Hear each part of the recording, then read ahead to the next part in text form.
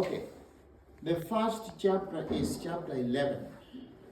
We have 10 chapters to cover for the semester. So that means we shall finish in 10 weeks. The semester is 16 weeks. But if we finish in 10 weeks, we shall be doing other chapters which are subsidiary. They are not very, very important, but we start with the 10 most important chapters. And those people who can hand in 10 assignments complete in time, I will not need any more assignments. So, so this is what we are going to do. And the assignments must be complete. If you answer just one question and you don't answer all the questions, you don't expect to get 100%. Because you get credit for what you've done. You have to done a complete work. And all these assignments directly come from this book, word for word. If you have your text, you just copy and submit, and you get 100% and pass. It's as easy as that. And your assignments have 20% of your grade, and 20% midterm, 20% final exam. The rest are on quizzes and your behavior. Your behavior is 10%. That means your behavior in class, participation, how you conduct yourself. Okay, so I want you to know this from the beginning. So chapter 11, the title is Human Organization. Now, all the chapters will be dealing with the human body. That's why it is much easier than Biology 1. Because Biology 1 is very diversified. It deals with chemistry, metabolism, all kinds of things. It deals with populations, things which are not specifically biological, but they are related to biology. They help you to understand biology better, because Biology 1 gives you a base to move on to Biology 2. That's why we start from the foundation.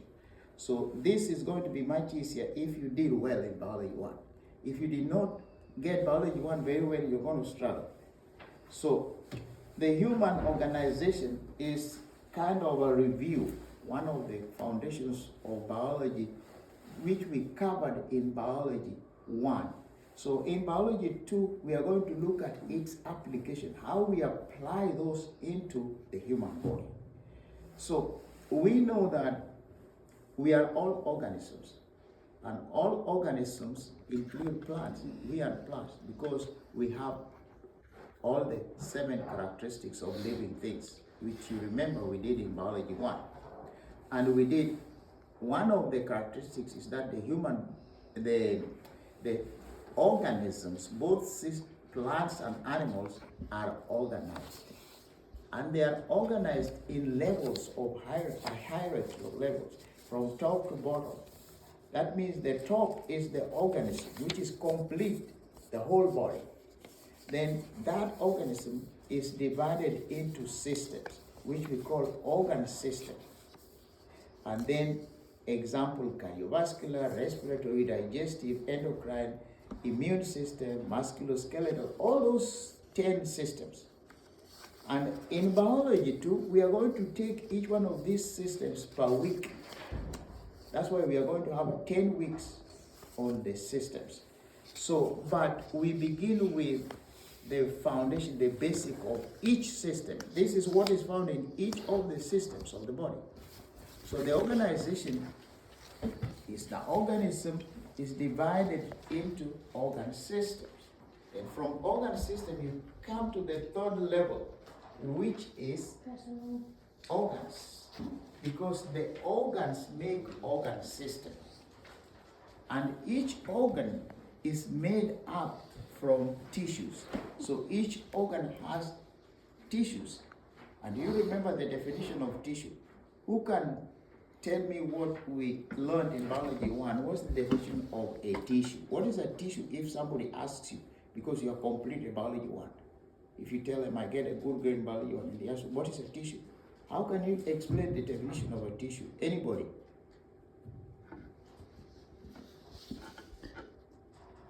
None of you?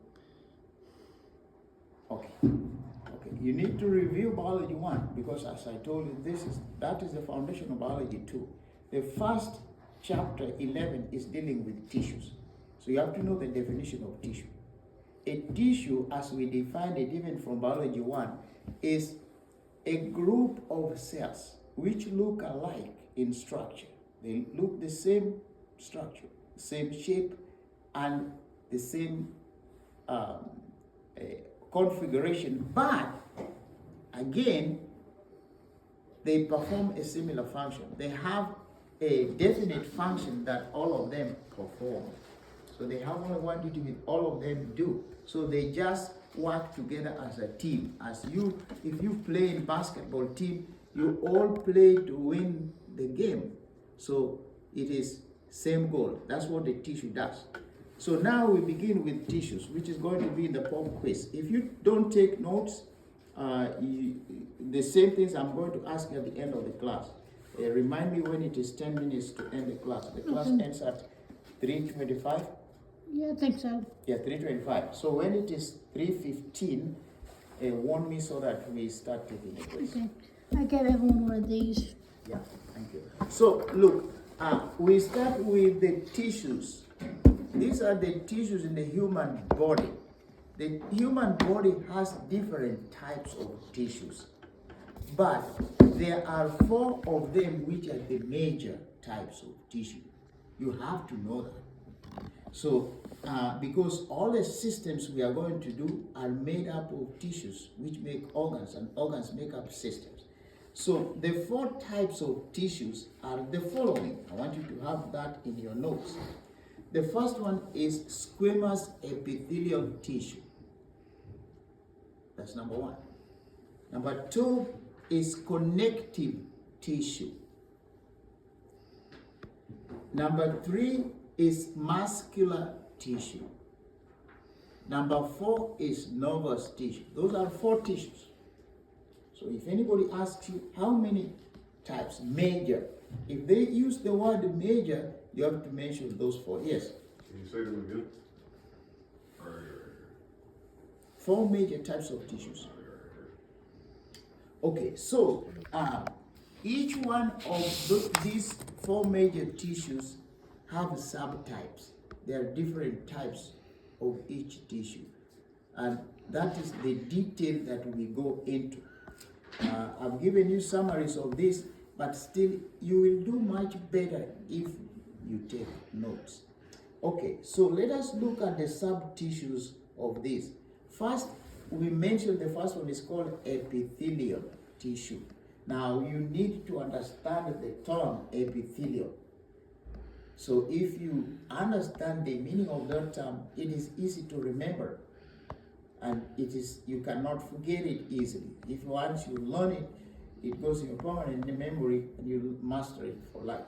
So most of the terminologies in science can be broken down into simpler components like segments, like epithelial tissue. Any word that starts with epi, the word epi, the part epi means above or on top. Like the top surface layer. Thelia means layer. So epithelial tissue, these are the tissues which form surfaces of organs. So you find them at the surfaces of organs. Most of the organs, like the cardiovascular respiratory system, they are lined up with epithelial tissue. That means a sheet covering the surface. Now, you are supposed to know where they are found in the body and their function. Very important. They will ask you this not only in the quiz but in the test. In 4 weeks, you are going to have one of the first major tests called week 4 test, because we shall be 1 month in the semester. They want to test if you are meeting the expectations. This test is reported to the academic dean, because they want to know how you're learning. If your learning is effective, are you doing well or you're not doing well? If you're not doing well, here they want to give you some help. They want to help you. They want to find out first why you're not doing well. And once we find out which we can do, then we tell you to correct it and do better. But after 2 weeks, they visit with you. If they find that you're still not improving, then they may recommend that you withdraw from the course.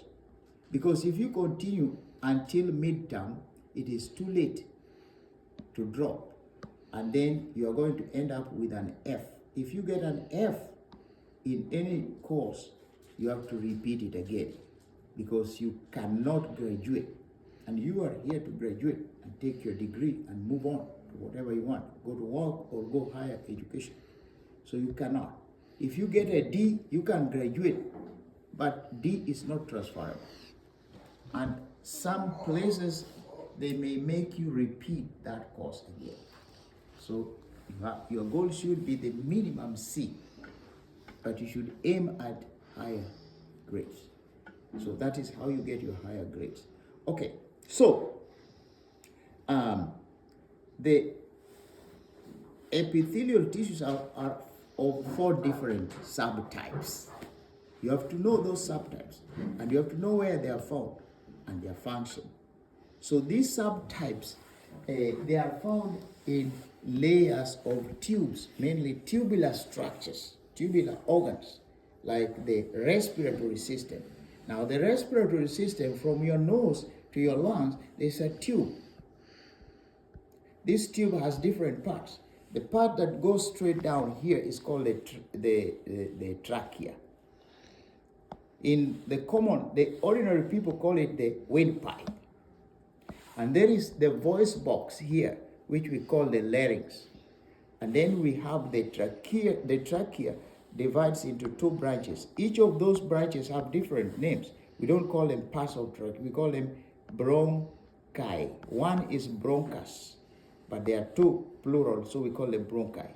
And these bronchi also divide into smaller branches as they go deeper and deeper into the lungs. The smaller branches are called bronchioles. Then the bronchioles are now much smaller, which end up with small airbags. These airbags are called alveoli. So all that I've mentioned are all organs of the respiratory system. But since they are tubes, their inner wall is lined up with epithelial tissue. So that is where you find epithelial tissue. You also find them in the digestive system. Digestive system is also made up of tubes. From your mouth to your throat, to your esophagus, to your stomach, to your intestines, it's all tubes until your rectum. So the food that you eat passes through that tube and it comes out after the digested ones, absorbable, have gone into your blood. So the inner lining wall of those tubes is made up of epithelial tissue. So we have 4 different types of epithelial tissue. Oh, I didn't bring my meter pointer. So I'll show you here. Now we have these 4 types. Okay. The first one is called squamous epithelial tissue. The second one is called cuboidal epithelial tissue. The third one is called columnar epithelial tissue. The fourth one is called stratified squamous epithelial tissue. So those are 4 subtypes of the same type of tissue, the epithelium. So you see how it breaks into branches, smaller ones, and they have different names for each. And they have different structures. They are different, since they are the same tissue, but they are different tissues. Because where you find them and what they do may be different, which follows the definition of a tissue. Okay, so squamous cells, this is how they are different. They are made up of cells that are packed wall to wall, like you see here. See, they are packed wall to wall. And they are very thin. They don't leave much space between them, and they are very thin. So that is why they serve the purpose of forming the lining of these tubes. Because these tubes, serve the purpose of transmitting molecules in and out. For example, in the lungs, they transmit the molecules of air molecules like oxygen and carbon dioxide. Oxygen, which we breathe from the atmosphere, go into your blood, but carbon dioxide comes out. So they pass through these cells. Also, not only molecules of air or gases, but also molecules of other substances like mucus. Mucus is fluid that is sticky. When you blow your nose, that thing that comes out of your nose, which is sticky, the fluid, is mucus. Now, the mucus comes from the lungs. In the lungs, we have, can you? Yeah, I'm over here. Okay. In the lungs produce, they have glands called mucus glands. So these mucus glands produce the mucus and then they secrete them to the tubes, the surface of the tubes. So they line up, they're just like cementing the surface of these tubes. But they have a function, because the function of that mucus is protective function. They protect you from infection. And they protect your lungs from damage. Because when you breathe in air, the air has a lot of things. It comes with a lot of things. It comes with the dust. You cannot see them, but they're just floating here in the air. They come up with pollen. They can come up with even poisonous gases. And you breathe them into your lungs, so they pass into your lungs. But this mucus does not allow them to pass through because they get stuck, because the mucus is sticky. So that is the protective function that they do for you. So it's part of your immune system, protects you from infection. So that is one. In the digestive system, they may produce acids. For example, in the stomach, they may produce hydrochloric acid, one of the acids that is very, very powerful. And this acid can kill bacteria as well as helping your digestion. If you eat food which is contaminated, then whatever the microorganisms that could make you sick, have infection, are killed by the acid. So it protects you from infection from the digestive system. Now, in the other tubes, like in the blood vessels, they help to allow the exchange of gases. Like if you go to the smallest blood vessels, which are called capillaries, that is where gases are exchanged. Oxygen goes in and carbon dioxide comes out. Okay, so that is the squamous epithelial cells, and you can see their structure, how they look. Then we have also another type of epithelial tissue, which is tubular epithelial tissue. Not tubular, columnar epithelial tissue. This looks like columns. They are long, and in your book they give better pictures than this. They look like pillars. That's why we call them columnar, like columns. Now these ones serve to give strength to the tissues beneath, more deeper into the wall. So you might find them in places where strength is needed in those tubes, because those tubes must be strong enough so that they don't rupture. Or you find them in places where there is more work to be done, like in the kidneys, for example. So those are columnar epithelial tissues. Then we have the cuboidal. They look like cubes, like ice cubes. But sometimes you might find just a layer, or you might find many layers. The more strength needed, the more layers needed. And when we have many layers of cells, then we call them stratified, which is the fourth type. Stratified. Strata means layer. Stratified means layer, so you made them into many layers.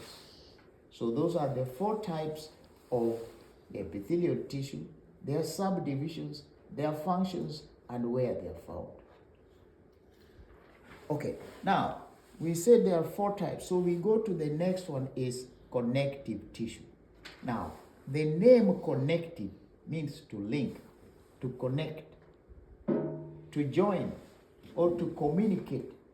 So these tissues, they form organs that are used as connection, like your ligaments, like your tendons, like muscles are tied onto the bones with tendons. Like you athletes, if you take a quick twist and the muscles which are tied on your limbs here can overstretch and break, so you get tendon rupture. And that is a serious injury that can take many, many weeks to recover. So these are very strong structures because they are meant to protect you from injuries. They are meant to keep the muscles on the bones because the muscles keep contracting and relaxing, and the bones keep you moving. So during the movements, you can move comfortably without getting any discomfort. That's what they do. So you already know where they are found. And their structure is like tendons, like rings, like strings. So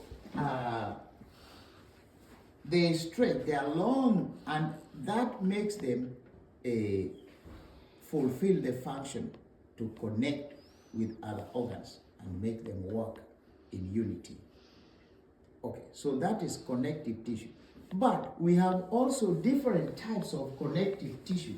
As you can see in your book, we have different types of connective tissue. Some are called loose fibrous connective tissue. Some are called hyaline or cartilage. Some are called dense fibrous connective tissue. And then we have adipose tissue. So we have how many types? 5 types of connective tissue. Make sure you can remember these subtypes of the 4 major types that we mentioned. That's what makes it difficult. That's why you have to pay close attention and try to memorize it. Because unless you memorize it, you cannot remember it in the test, in the quiz. And then you get frustrated. So, the 5 types of connective tissue are loose connective tissue.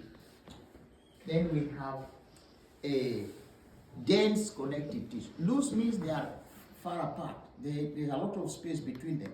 So these ones make structures that are soft. Some may be rigid but soft, like cartilage. Like look, your ears here. You see it like plastic. You can fold it, it goes back. If you fold it, it goes back. It doesn't break easily. It can stretch. It is soft. It is made up of cartilage. That's called hyaline tissue. But that's different from the tendons. And then we have the bones are also tissue. A bone is a tissue. It's a group of cells. And this is type of connective tissue, which is called dense connective tissue. Dense means thick. So they are so compact that they make very strong structures. Like bones are very hard, they're very strong. It is because of those cells are compacted together for the maximum strength. And that's what helps you to be strong and do all these activities. Then we have the last one is called adipose tissue. The word adipose means fat. Now this type of tissue is found in places where fat is stored. Because when you eat more food than your body needs food for excess, for energy, for doing things. All the things that you do, even sleeping, even breathing, writing, even when you open up your eyes, all require energy. That energy comes from food. But if you eat a normal balanced amount and not excessive, they supply you with enough energy to do all your activities. But if you eat that amount and you reduce your activity, that means you don't move a lot, you don't do a lot of movement or exercise, then the balance of the energy is converted into fat. And that fat is stored in specific parts of the body that are reserved for storage of fat. most of the time it will go under the skin. And under places which are a little bit extended below. In men, they go here in your belly. So you find people with hanging belly. That hanging belly is just fat below the skin. It is because probably they eat, but they don't do so much exercise. Although some people may do exercise but still have hanging belly, because there are differences, individual personal differences in the way our body works. Some of the people, the body burns heat more quickly, but some go very slowly. So if they do it slowly, the balance will be stored. And that's why those are the people who have difficulty maintaining healthy weight. Because heavy weight can result into obesity.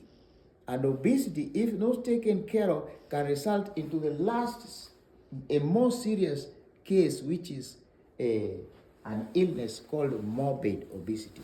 These are people who are so fat, so big, they cannot even move around. They just can lie down.